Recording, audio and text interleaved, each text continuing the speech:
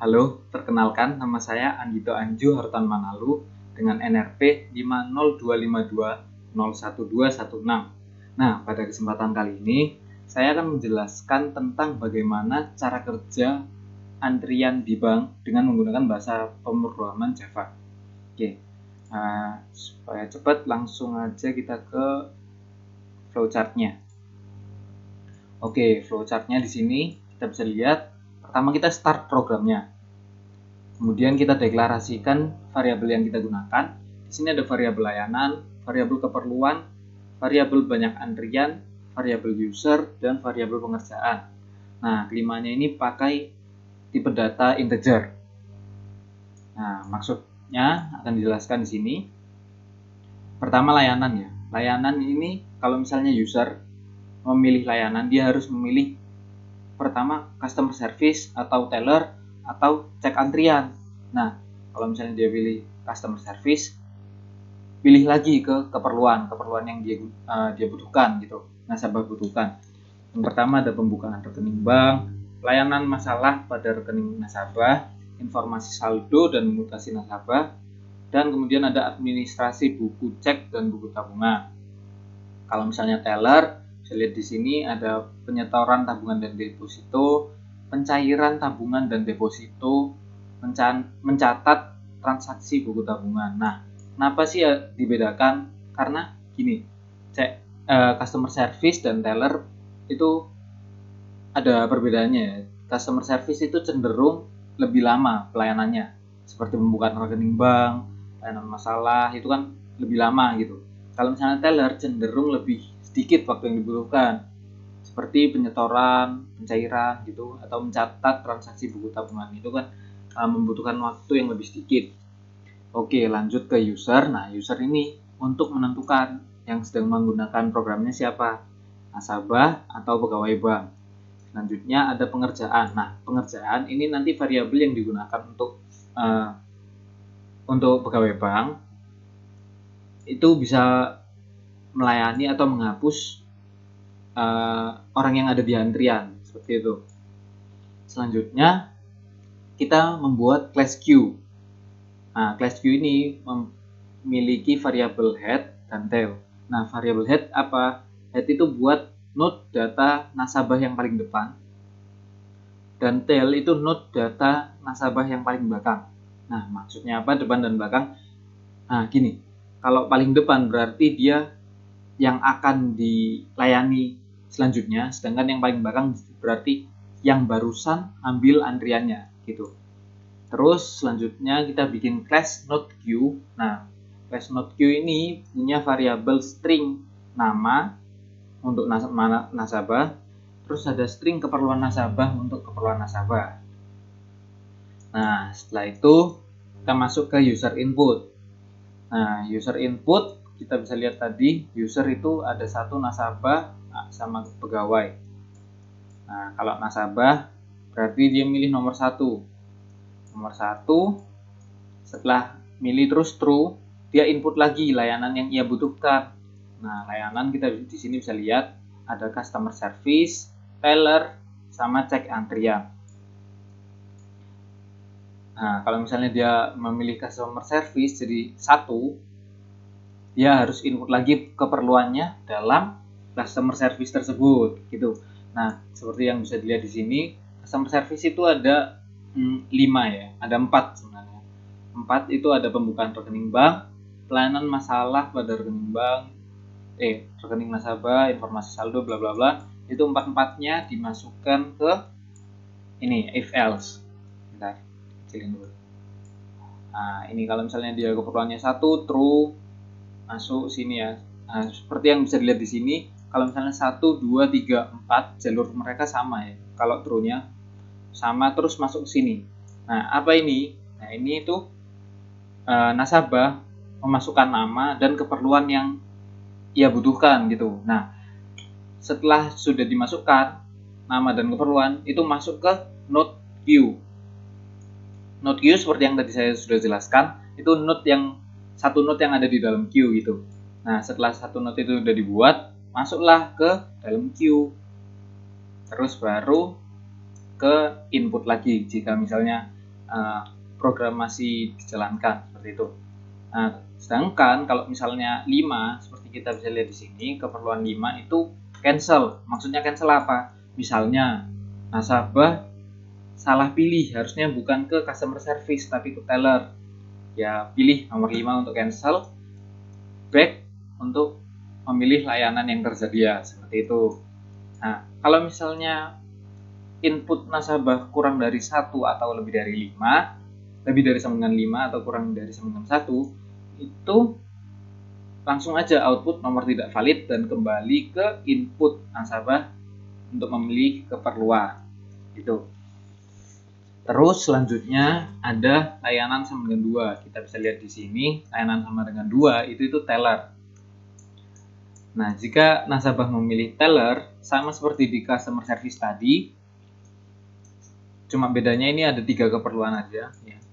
Ini kan ada 4 tanpa cancel, terus ini 3 tanpa cancel. Jadi 3 dimasukkan, terus 4 sama seperti tadi, jika salah, misalnya salah memilih bukan teller tapi customer service atau yang lain, itu pilih 4 supaya kembali ke memilih layanan. Gitu. Sama juga seperti yang tadi, kalau misalnya kurang dari sama dengan 1, lebih dari sama dengan 4, langsung output nomor tidak valid dan kembali input keperluan mereka. Selanjutnya ada layanan sama dengan 3, di mana layanan sama dengan 3 itu mana layanannya ini? Layanan sama dengan 3 itu cek antrian. Maksudnya cek antrian apa? Nah, cek antrian itu output semua queue dan keterangannya. Semua antrian dan keterangannya itu di output semua. Baru dia langsung kembali ke mencari input layanan lagi. Nah, kalau misalnya 4, seperti itu yang bisa lihat di sini, 4 itu exit. Exit maksudnya apa? Exit program atau aplikasinya gitu. Nah, kalau misalnya lebih dari sama dengan 4 atau kurang dari sama dengan 4, kurang dari sama dengan 1, ya sama langsung masuk ke nomor tidak valid gitu. Oke. Setelah sudah nasabah user sama dengan 1, kita masuk ke user sama dengan 2 atau pegawai bank. Nah, pegawai bank setelah user dimasukkan langsung output queue dan keterangannya. Kenapa demikian? Karena supaya pegawai bank bisa lebih cepat mengetahui queue dan keterangan yang ia butuhkan gitu kan. Nah, kalau misalnya sudah queue-nya di output, baru pegawai banknya itu menginput pengerjaan yang akan ia lakukan. Seperti yang kita tahu, pengerjaan 1 itu layani dan pengerjaan 2 itu hapus. Nah, pengerjaan 1, pengerjaan 2 sama-sama menghapus data teratas. Terus jika ada pertanyaan, mengapa tidak dijadikan satu pengerjaan saja? Kenapa harus dijadikan 2? Sebenarnya mereka berdua memiliki fungsi yang sama, tetapi artinya berbeda. Kalau misalnya layani, jadi sedang dilayani. Sedangkan kalau misalnya hapus, jadi ya menghapus. Nah, kenapa ada fitur hapus? Jadi misalnya ada nasabah yang mengambil nomor antrian, tetapi saat nomornya sudah dipanggil, tapi nasabah tersebut tidak ada di tempat, misalnya seperti itu. Nah, kan harus ke selanjutnya, ke antrian selanjutnya. Nah, karena itu ada fitur hapus ini. Oke, next ada pengerjaan sama dengan 3. Pengerjaan sama dengan 3 itu exit. Nah, exit itu dia kembali ke ini user input ya. Seperti kita bisa lihat di garisnya ini, dia kembali ke user input. Kenapa demikian? Karena kalau misalnya pegawai bank udah memilih melayani atau menghapus antrian seperti itu kan, kalau sudah selesai langsung ke 3 supaya bisa input nasabah atau pegawai gitu. Terus next, kalau misalnya lebih dari sama dengan 3 atau kurang dari sama dengan 1, langsung aja nomor tidak valid. Oke. Setelah pegawai bank udah, kita ke user sama dengan 3. Apa itu user sama dengan 3? Kita bisa lihat di sini itu exit. Exit itu sama kayak yang di layanan sama dengan 4, itu stop program. Jadi terminate programnya. Selama ini kan sifat program yang seperti ini tuh dia menggunakan while true ya. Jadi bakal berputar terus selama tidak di terminate, akan jalan terus. Nah, terminate-nya itu bisa di sini, exit program, di user 93 atau layanan 94, stop program gitu. Nah, kalau misalnya user di inputnya kurang dari 1 atau lebih dari 93, sama aja di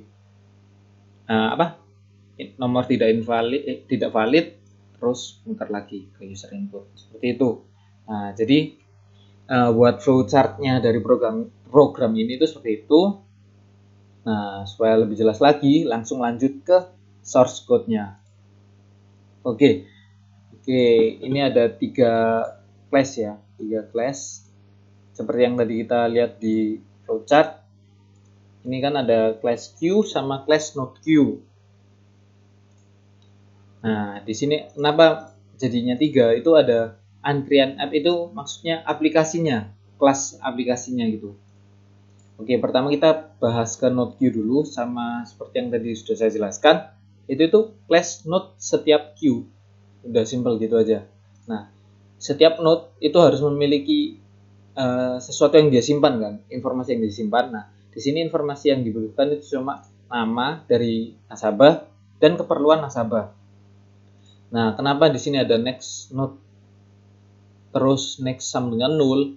Nah, oke, sih. Bentar.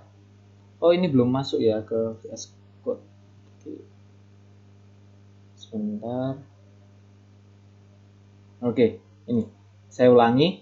Jadi di sini ada 3 class. Jadi yang seperti saya bilang, antrian app ini fungsinya buat aplikasi dari antrian tersebut gitu. Nah, sedangkan ini kita ulangi lagi penjelasannya. Jadi node queue itu class node untuk setiap queue. Nah, setiap node queue itu punya informasi nama dan keperluan nasabah. Nah, di sini kan ada next sama dengan 0. Kenapa dibikin sebuah node next sama dengan 0? Nah, ini saya menggunakan kayak itu, linked list, dynamic array, itu menggunakan assignment pointer dari node yang selanjutnya kan. Jadi queue ini juga pakai itu juga. Nah, supaya lebih jelas lagi, kita masuk ke class queue. Nah, class queue ini punya integer size sama dengan 0 pertama, karena masih belum ada isinya, langsung di nolin dulu. Terus ada head sama tail. Nah, lebih jelasnya saya coba pakai pakai paint. Oke, paint sudah terbuka. Jadi kan ini. Terus kalau misalnya ada nasabah mau masuk, dia ini ya, kalau nasabah mau masuk, dia ambil kertas antrian, terus masuk ke sini. Nasabah masuk lagi ke sini. Nah, kalau misalnya ada pegawai yang mau melayani, dia narik dari bawah. Jadi kan seperti itu cara kerjanya. Sedangkan tadi kenapa ada node 0, next, head, dan tail, dan seterusnya, itu maksudnya gini. Kan masuk gini ya. Nah, ini tuh head. Nah, kalau misalnya masuk lagi, set, ini tuh jadi tail.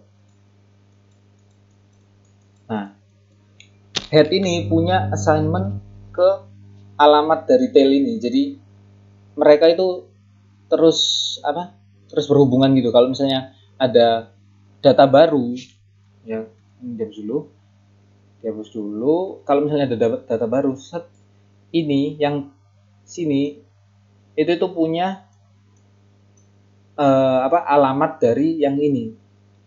Jadi ini langsung jadi tail yang baru, karena dia yang paling belakang kan, head, sedangkan head itu paling depan gitu. Kalau misalnya ini diambil kebalikannya, ini headnya kan punya alamat dari yang ini, dia langsung nunjuk, oh kamu jadi head baru, ini jadi head, sedangkan ini hilang. Seperti itu penjelasan mengenai queue-nya. Oke, balik lagi ke kodenya. Oke, sudah terlihat. Nah, di queue ini pertama kita punya metode queue, public queue, itu untuk konstruktor queue-nya. Dia head sama dengan tail sama 0. Kenapa seperti ini? Karena ini aja deh. Karena kalau misalnya kosong, jadi kan tidak ada apa-apa. Jadi head sama tail ya harus sama dengan 0 juga karena nggak ada apa-apa di dalamnya. Jadi itu sih. Oke, terus lanjut ke kodenya. Itu ada metode NQ. NQ ini membutuhkan parameter input name sama need. Name buat nama dari nasabah, sedangkan need buat keperluan nasabah. Terus kita bikin alokasi memori node yang baru, new node dengan nama new node ya. Terus new node Q terus biasa. Terus assign data node yang baru. Nah, new node nama itu masukin name-nya. Terus new node keperluan nasabah masukin need-nya. New node next dinulkan dulu. Kenapa? Karena dia kan data yang paling baru. Jadi dia tidak mungkin punya next selanjutnya kan, makanya dinulkan. Nah, jika Q masih kosong atau head-nya sama dengan 0 kan masih kosong, itu dia nge-assign head sama dengan tail sama dengan new node. Nah, misalnya kita kepengen lagi, kalau misalnya udah terlihat ini? Oke, sudah terlihat. Kalau misalnya kita ini terus ada satu data doang, ini kan jadi head, ini jadi head, jadi tail juga karena nggak ada data yang lainnya. Oke, setelah sudah ada kasus lain. Jadi kalau misalnya ada isinya tail.next sama dengan new node. Nah, seperti tadi. Kalau misalnya masukkan data baru atau ngeluarin data itu tail next sama dengan new node, terus tailnya jadi new node yang baru itu. Terus size-nya ditambahkan. Habis itu selanjutnya ada metode dequeue. Dequeue itu gimana? Dequeue itu menghapus data pada queue. Seperti yang tadi saya contohkan ya. Yang ini keluar. Itu namanya dequeue. Oke. Nah, itu gimana? Jika kosong, langsung print antrian kosong. Kalau misalnya ada isinya, head yang tadi, seperti yang saya bilang, head yang tadi itu jadi head next. Sedangkan size-nya langsung berkurang. Jadi ini langsung tidak dianggap. Nah, tidak dianggap nih. Oke.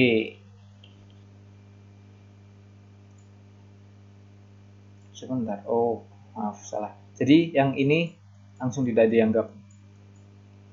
Kalau misalnya dequeue gitu. Oke. Oh iya, maaf.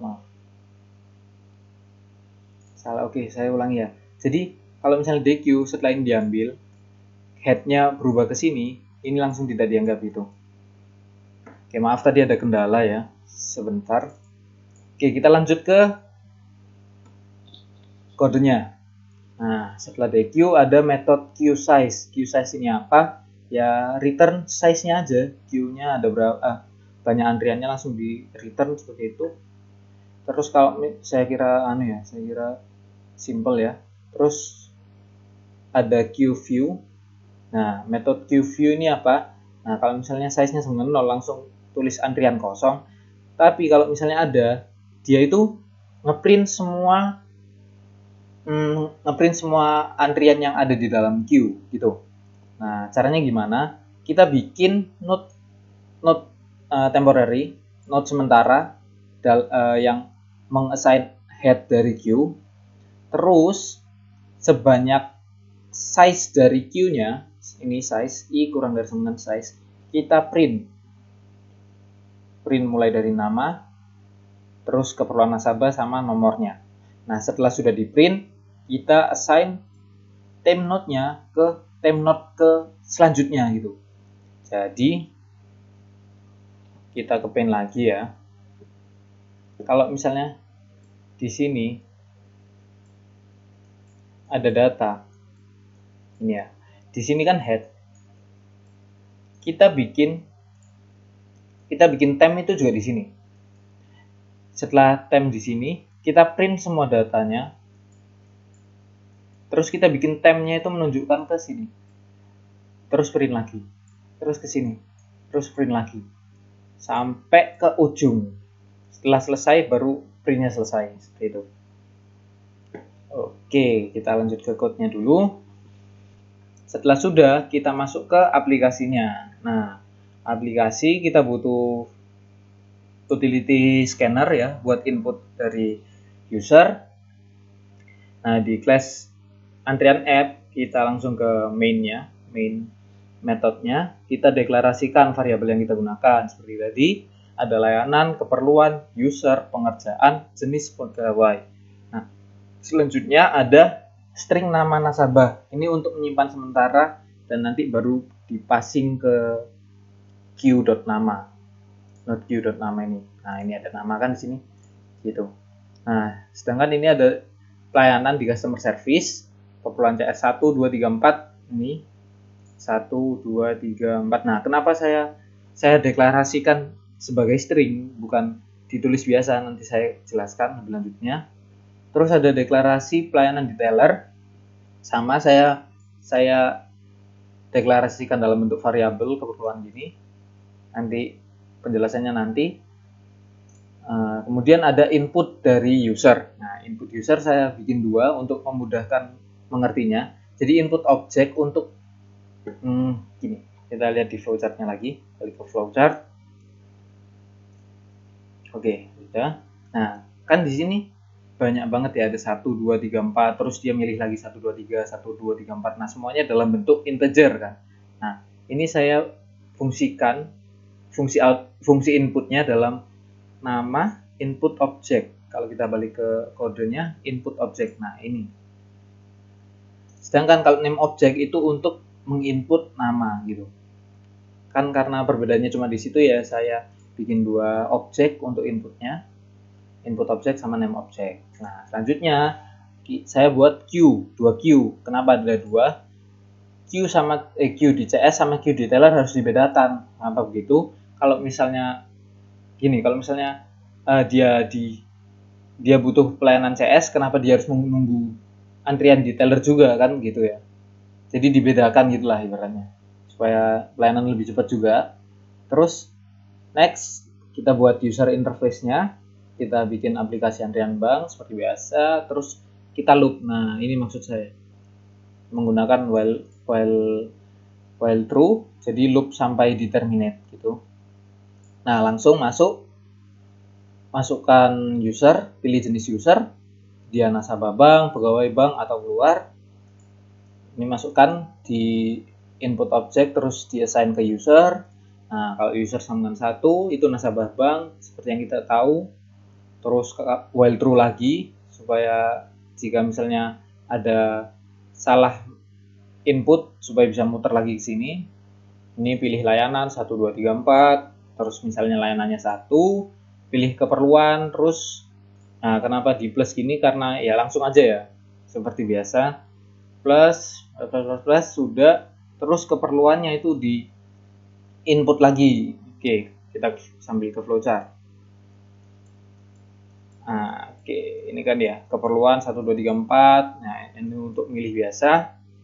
Terus bentar. Setelah udah, kita masukkan nama buat data untuk di node queue nanti.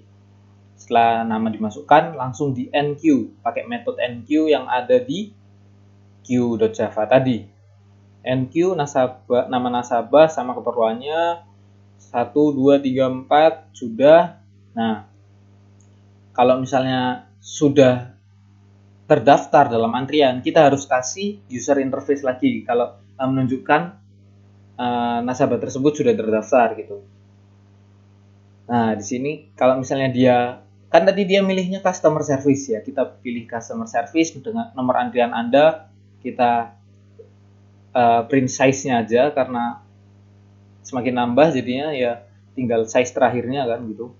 Terus dengan keperluan, nah if keperluan nah tinggal print biasa sih, langsung aja. Terus setelah udah langsung di break supaya balik lagi ke sini. Nah, ke pilih layanan di sini. Oke. Terus layanan 2 sama kayak teller tadi. Ya sama kayak customer service tadi, cuma bedanya di sini ya, di user interface-nya di sini teller, kalau tadi customer service gitu aja. Untuk kurang lebihnya sama, persis bahkan, cuma di sini juga berbeda. Di sini ada queue yang di NQ itu masuknya ke queue antrian teller, bukan queue antrian CS, karena queue yang dipakai berbeda. Kemudian kalau misalnya keperluannya sama dengan 4 atau back to menu, itu break biasa. Kalau misalnya kayak tadi, kalau misalnya out of bounds langsung nomor tidak valid. Terus kalau layanan sama dengan 3, berarti kan dia ingin tahu cek antrian kan, layanan sama dengan 3 itu. Nah, langsung print aja. Print ini buat user interface-nya antrian customer service, terus kita print antrian CS pakai Q underscore view, terus antrian teller kita print pakai Q underscore view-nya punya Q antrian teller, seperti itu. Nah, kalau layanan sama dengan 4 berarti kan kembali ke menu, ya back ke menu lagi. Sedangkan kalau bukan itu semua langsung nomor tidak valid. Nah, ini kalau nomor 2 seperti yang saya jelaskan di flowchart tadi, print dulu semua Q, setelah itu pilih dia pegawai apa, customer service atau pegawai teller gitu kan. Nah, kalau misalnya pegawainya 1, itu jadinya dia mengurus tentang customer service. Nah, customer service dia pilih layani atau hapus. Kalau misalnya layani hapus, jadi DQ nih ya, DQ dari Q antrian CS. Terus setelah udah di DQ, print lagi Q yang tersisa. Nah, ini di print lagi kan. Oke. Terus kalau pengerjaannya 3 itu kayak tadi back to menu, kalau tidak valid. Nah, sedangkan kalau jenis pegawai sama dengan 2 itu pegawainya jadi teller, bukan customer service ya. Ini. Oh ya, ini while true juga supaya kalau misalnya ada kesalahan bisa balik lagi. Semuanya while true gitu. Nah, sama persis kayak customer service, cuma bedanya ada di sini antrian teller DQ, bukan antrian CS. Terus yang ditunjukkan itu antrian tellernya saja, tidak butuh antrian customer service-nya karena beda pegawai kan. Itu logikanya. Terus kalau pengerjaan sama 3 back to menu, kalau nomor tidak valid ya tinggal nomor tidak valid itu. Oke, selanjutnya ini kalau misalnya ingin menyelesaikan program atau exit program ya, tinggal user sama dengan 3 kayak di flowchart tadi. Terus kalau misalnya salah tinggal nomor tidak valid. Dengan ini untuk menutup objek inputnya seperti itu. Nah, untuk lebih jelasnya lagi, flowchartnya sudah jelaskan, aplikasinya sudah jelaskan, source code programnya juga sudah, flowchart sudah, langsung kita run saja. Oke, sip. Untuk supaya lebih jelas ya, saya matikan kamera dulu. Oke. Ya, supaya lebih penuh layarnya.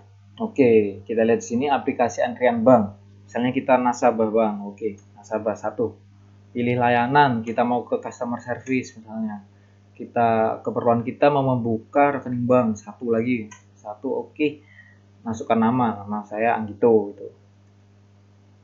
Oke, langsung kita dapat user interface-nya seperti ini. Customer service, nomor antrian Anda 1 dengan keperluan pembukaan rekening bank. Mantap. Oke, selanjutnya misalnya ada orang selanjutnya yang ingin datang terus mengambil nomor antrian, dia mau ke teller misalnya, terus mau ngapain, menyetor tabungan atau deposito, masukin namanya siapa misalnya, Doni. Oke, nih ada lagi teller nomor antrian Anda 1 dengan keperluan penyetoran tabungan dan deposito.